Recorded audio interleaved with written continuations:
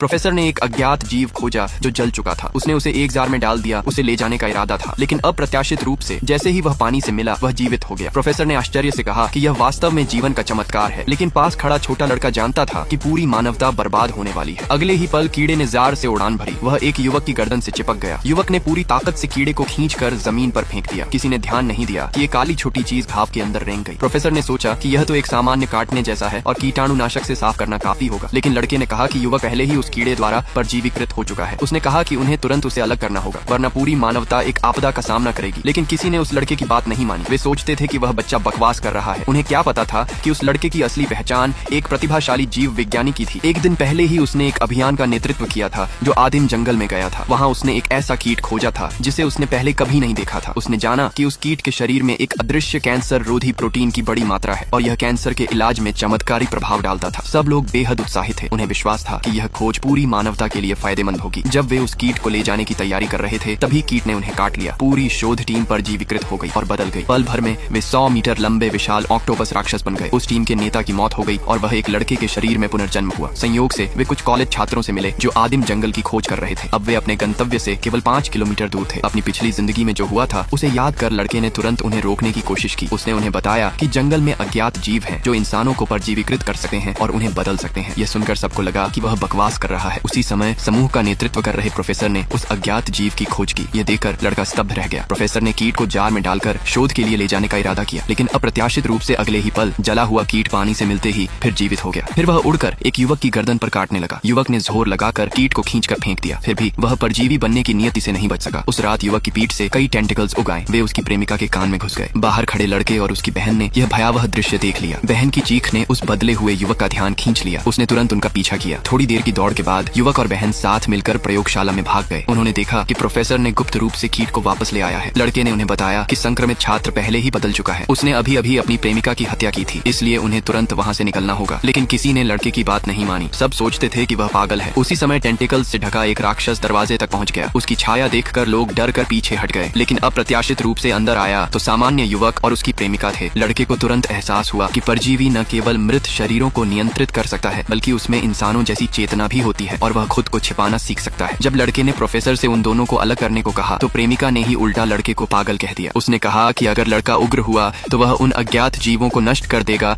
जिन्हें उन्होंने बड़ी मेहनत से खोजा है। यह सुनकर प्रोफेसर भी बहुत चिंतित हो गया। उसने तुरंत लड़के और उसकी बहन को दरवाजे से बांध दिया। वे वहाँ असहज होकर पहरा देते रहे, कहीं लड़का छूटकर और विनाश न कर दे। उन्हें क्या पता था कि वे दोनों संक्रमित लोग पहले ही बदलना शुरू कर चुके थे।